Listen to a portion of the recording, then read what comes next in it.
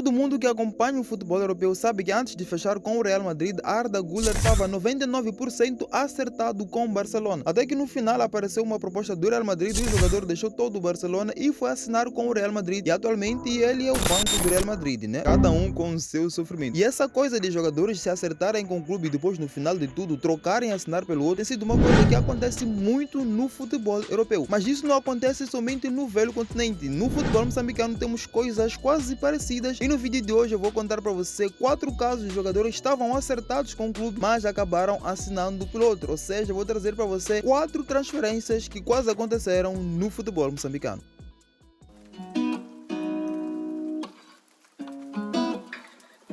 Começamos o nosso vídeo de hoje com esse grande prodígio que está a jogar um absurdo na Europa atualmente. Estamos a falar de Gianni Catamo. Todo mundo nos dias de hoje conhece o Amora FC como tendo sido o clube que abriu as portas para a entrada de Gianni Catamo no futebol europeu. Mas o que poucos sabem é que quando o Gianni Catamo saiu de Moçambique, ele não ia jogar no Amora, ia jogar num outro gigante do futebol português que é o Porto. Tudo começa quando o Gianni Catamo entra na Black Bulls. E naquele tempo, em 2018, quando o Gianni Catamo ingressa nos Touros Negros, a Black Bulls tinha um contrato com o Porto que dizia que o Porto podia ir para Black Bulls levar alguns jogadores para poderem jogar no futebol europeu. E quando o Porto viu Gianni Catamo se destacando nas bases da Black Bulls, quis assinar como moçambicano. E estava quase tudo acertado entre ambos os clubes, mas chegou o impasse. Naquele tempo, em 2018, o contrato da Black Bulls e do Porto estava quase no final e a Black Bulls, vendo isso, não queria entregar Gianni Catamo de borla, queria que o Porto assinasse um contrato como moçambicano, ou seja, que o Porto contratasse Gianni Catamo e ele não isso naquele passe livre que ambos tinham por causa do acordo que eles tinham. E depois desse impasse, o Porto acabou desistindo do moçambicano, mas Gianni Catamo, quando saiu de Moçambique, inicialmente indo para Portugal, era para assinar com o Porto e não com o Amora, e depois de ter visto que o Porto não assinou com ele, acabou oferecendo uma oportunidade para o moçambicano para que ele pudesse ir para lá, fizesse alguns testes. O Amora gostou dele e ele acabou ficando por lá. Mas a partida de Gianni Catamo de Moçambique inicialmente era para jogar no Porto e não no Amora. Você já imaginou Gianni Catamo no Porto e não tendo ido no Amora? Como é que teria sido a carreira dele? Será que ele seria esse moçambicano que está se a destacar hoje ou alguma coisa teria acontecido? Bem, é uma coisa que nunca vamos saber, mas que ele saiu de Moçambique para assinar com Porto, isso é verdade e poucas pessoas sabiam desse fato.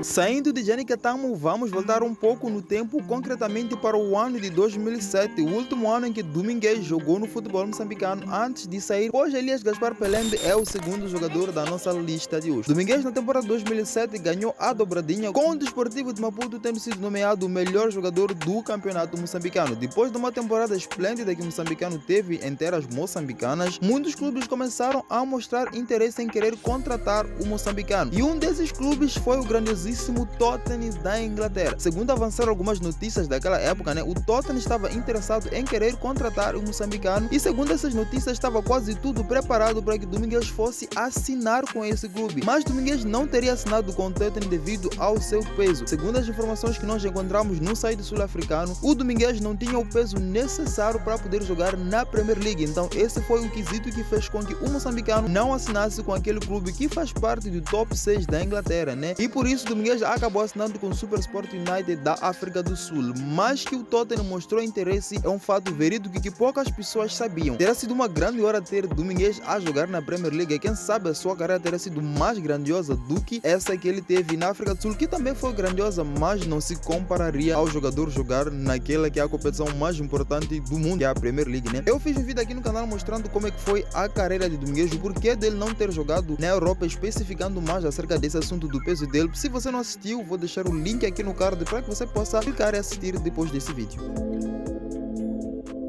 Saímos de Domingues para falar daquele que é considerado por muitos como sendo um dos melhores jogadores da história do futebol moçambicano. Estamos a falar de Manuel Buquana ou simplesmente Tico Tico. Esse que teve pouca carreira na Europa, o seu destaque mesmo foi em terras africanas, mais concretamente na África do Sul. Mas o que poucos sabem é que Tico Tico também quase assinou por um gigante do futebol europeu. Quando Tico Tico sai de Moçambique pela primeira vez rumo ao futebol europeu, muitos sabem que ele foi para o Estrela da Amadora, que foi o clube onde ele jogou na Europa. Mas o que poucos sabem é que Tico Tico teve um tempo de 6 meses treinando na base do Sporting, né? Ele saiu de Moçambique e foi para o Sporting para poder jogar no Sporting Clube de Portugal, mas ele ficou por lá 6 meses, mas acabou não dando certo porque, segundo as informações que nós encontramos, teve algumas desavenças e não conseguiu se acertar com o clube português e dessa razão acabou saindo do Sporting para assinar com o Amora, que foi o clube que depois dessa rejeição, entre aspas, que ele teve no Sporting, né, o Amora acabou abrindo as portas para que o moçambicano fosse jogar lá.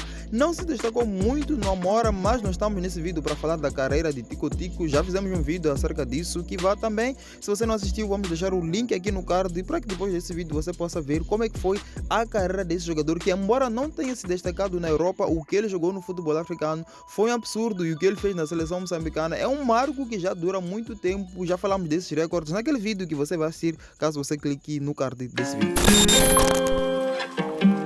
Saindo de Manuel Buquana, vamos para o nosso último jogador, que é o Conde Boy, ou simplesmente Luiz Miquissone, um jogador moçambicano que havia se perdido, mas atualmente vem recuperando o seu belo futebol. Luiz Miquissone, quando surge no futebol moçambicano, naquela temporada em que ele ajuda a União Desportiva de Songa a ser campeão da Taça de Moçambique, se destaca tanto e é nomeado um dos melhores jogadores daquela competição, razão pela qual, depois do final daquela temporada, muitos clubes começaram a sondar o moçambicano. E um dos clubes que esteve muito próximo de contratar este jogador foi o Sporting Clube de Portugal, mas devido a algumas questões burocráticas e algumas coisas que aconteceram naquele tempo, acabou-se não concluindo essa transferência, né? E Luiz Miquissone acabou ingressando no futebol sul-africano. Mas que o Sporting mostrou interesse e esteve quase para contratar esse jogador é uma coisa que todos nós não podemos negar, pois aconteceu, mas infelizmente devido a algumas coisas que aconteceram, essa transferência não pôde acontecer. Mas você já imaginou se Luiz Miquissone, ao invés de ir para o futebol sul-africano, tivesse ido para o Sporting com treinadores portugueses? Quem sabe o futebol dele teria se destacado e ele teria sido muito mais melhor do que o jogador que ele é atualmente, né? É uma coisa que nunca vamos saber, mas quem sabe talvez numa outra versão,